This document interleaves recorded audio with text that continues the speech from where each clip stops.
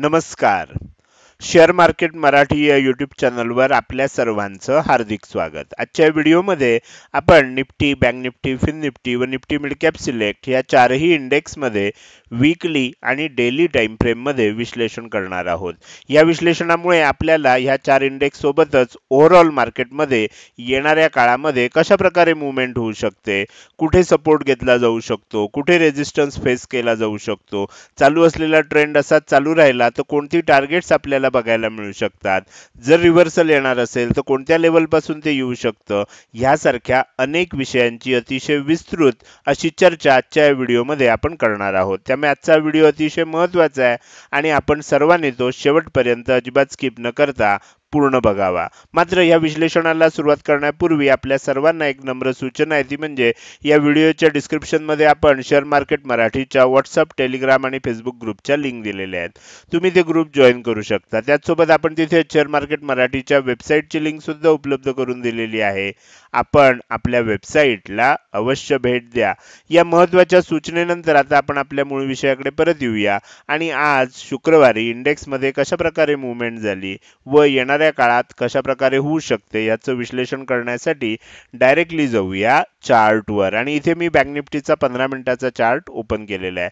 आपण बघू शकता की आज आपल्याला गॅप अप ओपनिंग बघायला मिळालं. गॅप अप ओपनिंग झाल्यानंतर जनरली आपल्याला माहिती आहे की सेलिंग येतं, पण आज थोडंसं आपल्याला उलट चित्र बघायला मिळालं.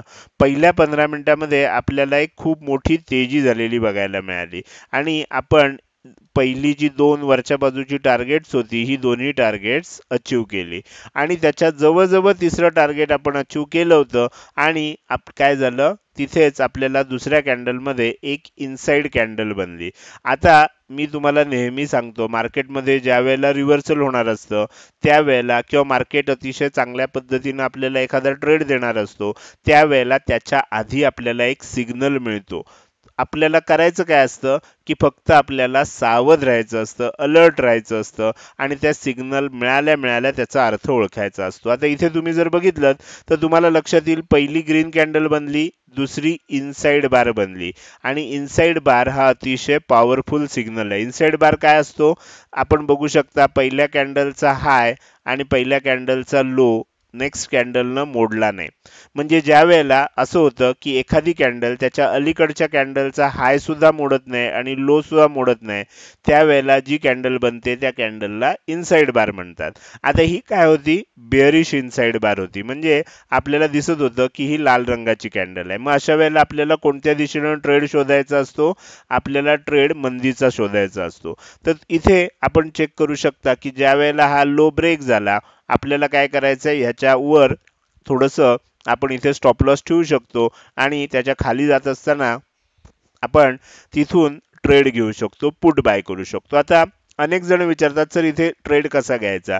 आता तुम्ही ट्रेड कसा घ्यावा हे काही मी तुम्हाला सांगू शकत नाही, पण मी कसा ट्रेड घेतो हे मी तुम्हाला नक्कीच सांगू शकतो. तर अशा ठिकाणी मी काय करतो की ज्या वेळेला इनसाइड बार बनलंय, आता मला इथे ट्रेड घ्यायचा असेल तर मी काय करणार, ही जी दुसरी कॅन्डल आहे ह्याचा लो ब्रेक झाला की त्याच्या जवळचं इन द मनीचा पुट मी बाय करणार. आता तुम्ही इथे बघू शकता 49,500 ची लेवल आहे, 49,500 चा मी पुट बाय करणार. आता जरी मी 49,500 चा पुट बाय केला असला तरी चार्ट मी इंडेक्सचा चेक करत राहणार आणि करणार काय, दरवेळेला ज्या ज्या वेळेला मंदीचा ट्रेंड असतो त्यावेळेला एक गोष्ट लक्षात ठेवायची, जोपर्यंत अलीकडच्या कॅन्डलचा हाय ब्रेक होत नाही तोपर्यंत आपल्याला काय करायचंय, ट्रेंडमध्ये कंटिन्यू राहायचंय. तुमच्या लक्षात येईल की इथे आपल्याला ट्रेंड खाली चालू झाल्यानंतर आपल्याला इथे एकदाही हाय ब्रेक झाला नाहीये. मी एंट्री कुठे घेतली, इथे एंट्री घेतली, त्यानंतर कंटिन्युअस हे होत राहिलं. ज्या क्षणी इथे आलं आणि इथे एक ग्रीन कॅन्डल बनली, ही सुद्धा इनसाइड बारच होती आणि दुसरी महत्त्वाची गोष्ट काय झाली, याचा हाय इथे ब्रेक झाला, इथे मी बाहेर पडलो. आता इथे मी चार्ट बघतोय बँक निफ्टीचा, पुट कुठला घेतलाय 49,500चा, त्याचा चार्ट मी बघत नाहीये.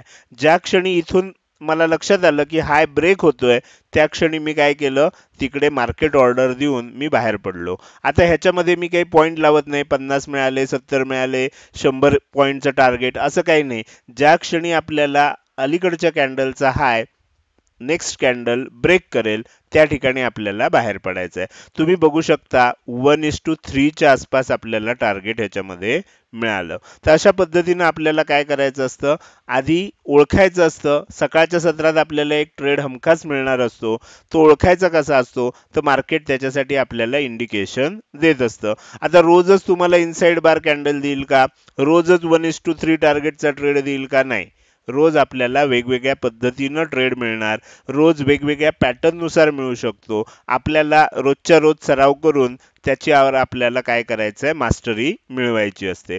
त्यानंतर काय झालं बघा, हे जे सेलिंग झालं, आपण तिसऱ्या टार्गेट पर्यंत आलो. नॅचरली काय होतं तुम्हाला माहिती आहे, 3 टार्गेट असतात, तितकीच आपल्याला अपेक्षा असते की सेलिंग होऊ शकतं किंवा तेजी होऊ शकते. सेलिंग तेवढं झालं, एक बाउन्स आला, आपल्याला खालच्या इम्पॉर्टंट लेवल पर्यंत आला.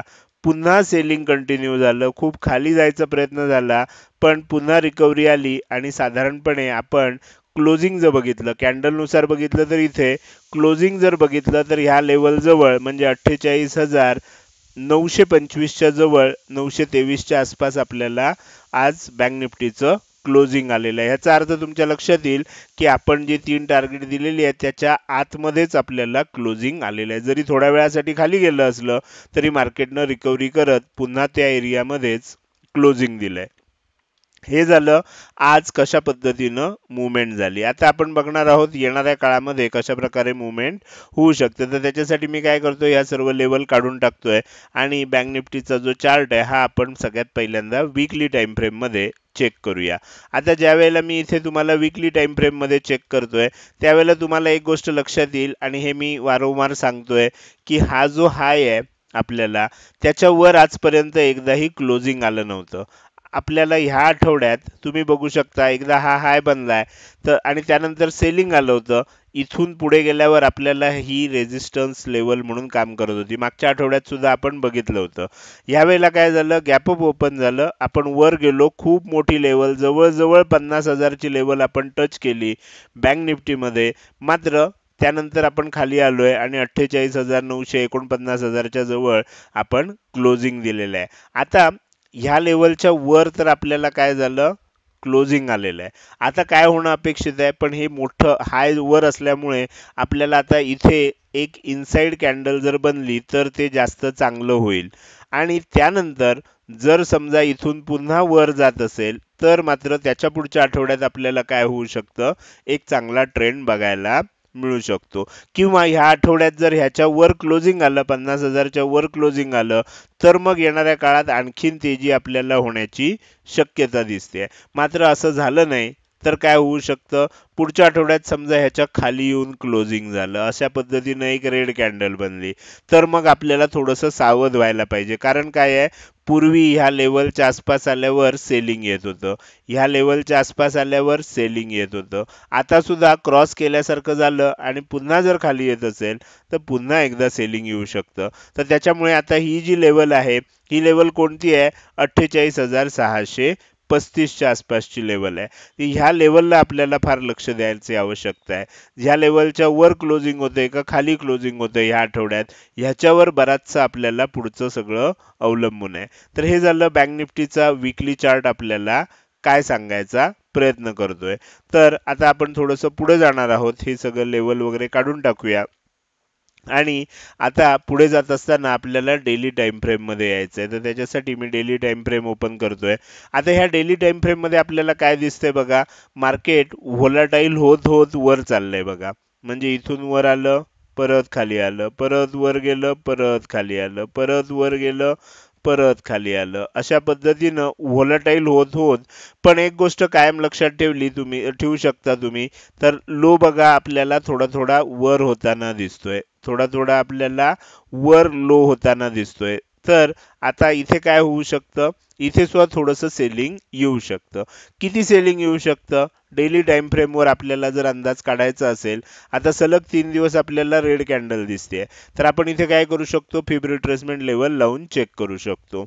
मग तुम्हाला ऑटोमॅटिक पिक्चर क्लिअर होईल. तुम्हाला लक्षात येईल आज तुम्हाला ज्या ठिकाणी क्लोजिंग आलं किंवा ज्या ठिकाणी लो बनला, क्लोजिंग आलं म्हणण्यापेक्षा ज्या ठिकाणी लो बनला ती लेवल बघा, बरोबर इथेच का लो बनला, याचं कारण इथे 61.8% ची लेवल होती. ही लेवल कोणती आहे? 48,675 च्या जवळची आहे.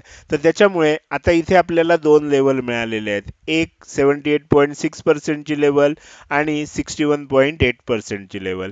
आता ह्याच्या वर तरी आपल्याला क्लोजिंग आलं पाहिजे किंवा ह्याच्या खाली तरी क्लोजिंग आलं पाहिजे. असं जोपर्यंत होत नाही तोपर्यंत आपल्याला अंदाज लागणार नाही की मार्केट कोणत्या दिशेनं जाऊ शकतं.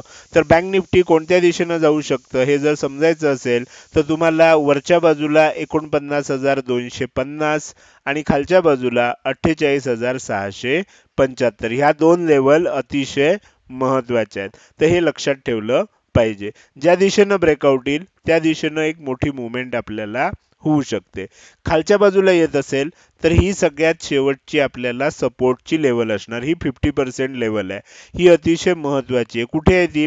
48,275 च्या जवळ आहे.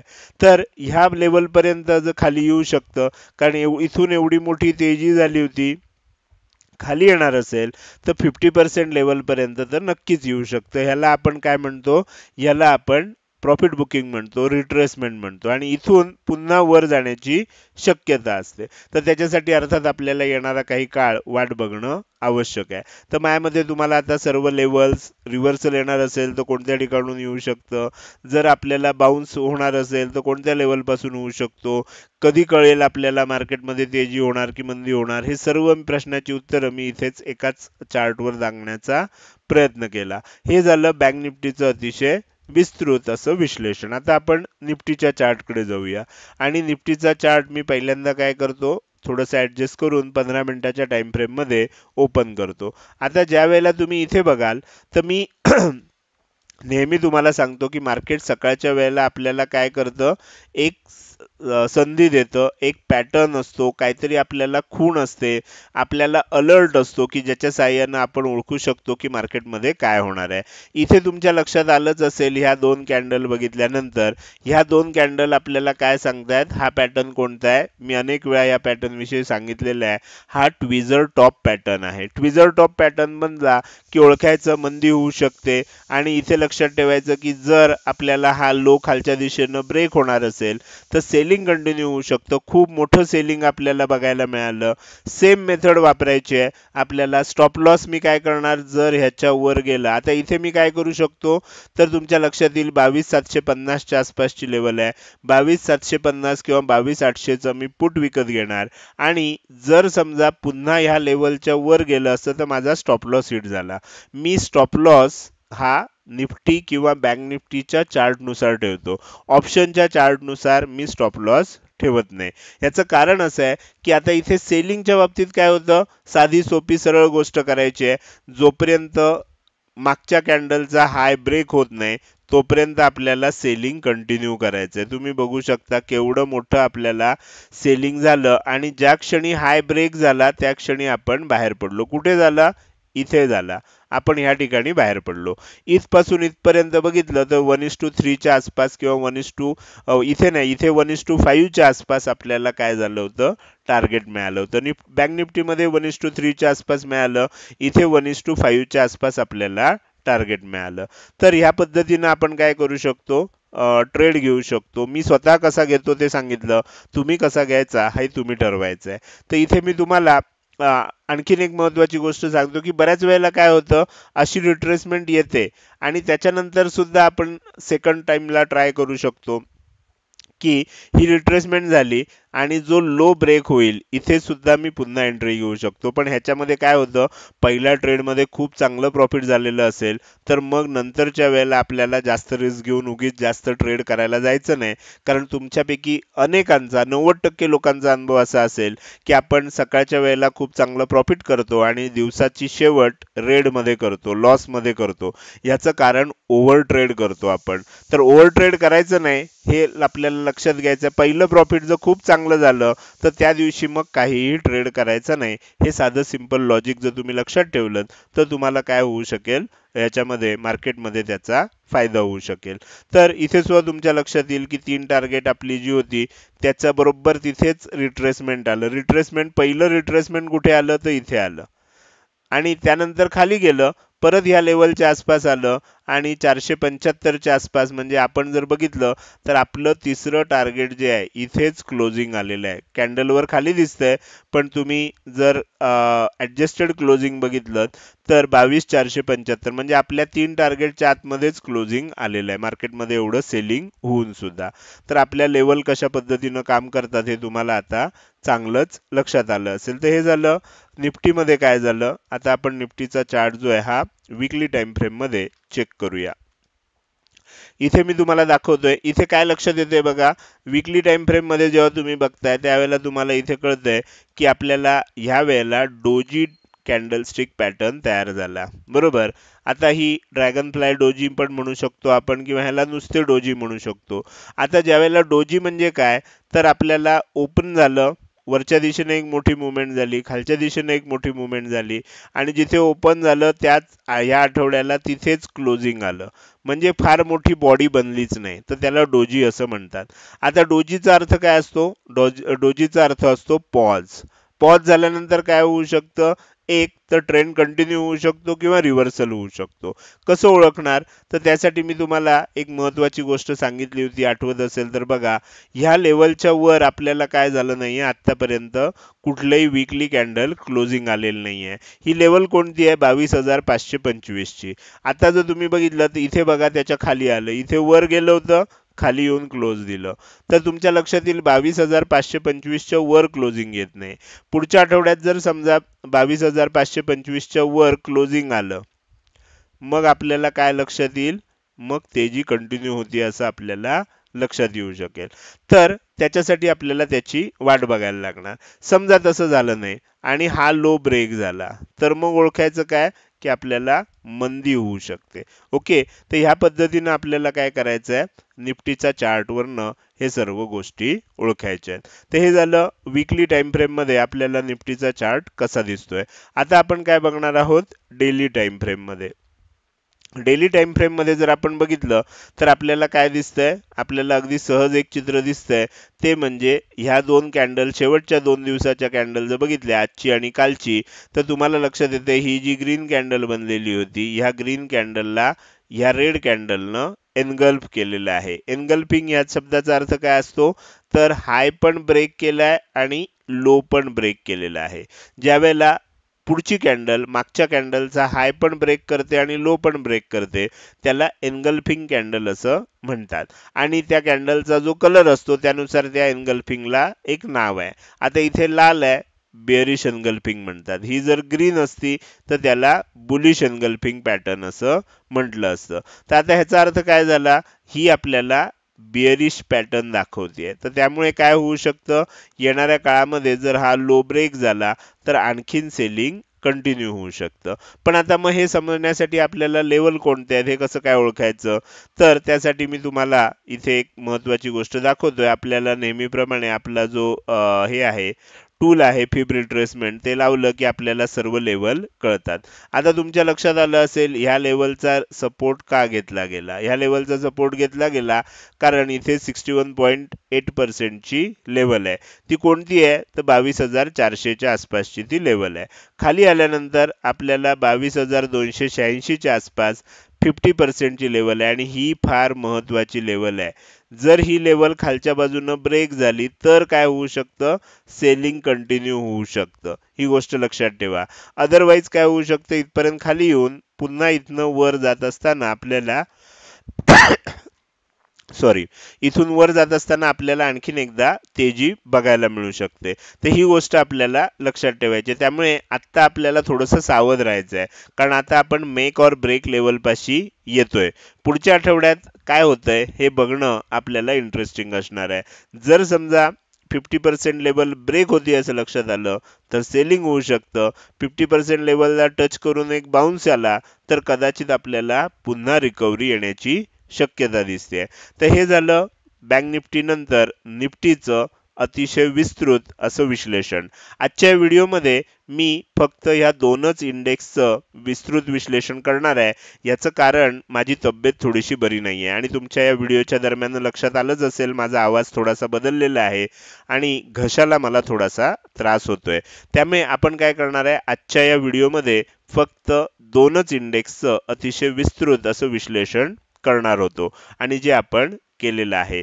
बाकीचे जे दोन इंडेक्स आहेत त्याचं विश्लेषण मागचे अनेक म्हणजे जवळजवळ आपण आता 1.5 वर्ष हे विश्लेषण करतोय दररोज, तर तुम्ही करू शकता असं मला नक्कीच खात्री आहे. तर ते विश्लेषण तुम्ही स्वतः करावं ही माझी तुम्हाला विनंती असेल. तर आजच्या व्हिडिओमध्ये मी आता इथेच थांबणार आहे. मात्र जर आजचा व्हिडिओ तुम्हाला आवडला असेल तर तुम्ही नक्कीच या व्हिडिओला एक लाईक करू शकता आणि हा व्हिडिओ तुम्हाला कसा वाटला हे कमेंट सेक्शनमध्ये टाईप करून सांगायला अजिबात विसरू नका. लक्षात ठेवा, तुमची एक लाईक आणि एक चांगली कमेंट हीच माझ्यासाठी प्रेरणा असते, ज्याच्या सहाय्यानं रोजच्या रोज विश्लेषणाचे व्हिडिओ मी बनवत असतो.